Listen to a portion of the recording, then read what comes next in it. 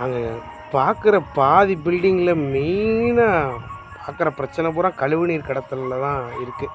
இப்போ இந்த பில்டிங்கில் பார்க்கும்போது என்ன தவறு நடந்ததுன்னு சொல்லிடுறேன்.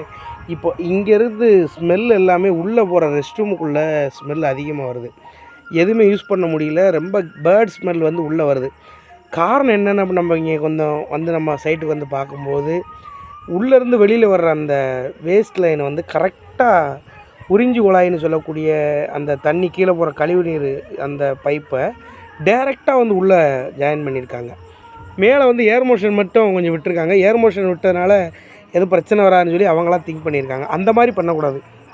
இந்த மாதிரி கழிவுநீரை வெளியில் எடுக்கும்போது கீழே ஒரு சேம்பர் மாதிரி க்ரியேட் பண்ணி அதிலேருந்து உறிஞ்சி குழாய்க்கு எடுத்துகிட்டு போனீங்க அப்படின்னா இந்த மாதிரி பிரச்சனைகளெல்லாம் தவிர்க்க முடியும். இப்போ பேர்ட் ஸ்மெல் இருக்குது, எங்களாலே ஒர்க் பண்ண முடியல. ஸோ இந்த மாதிரி தவறுகளை தவிர்க்கிறது ரொம்ப நல்லதுன்னு நினைக்கிறேன்.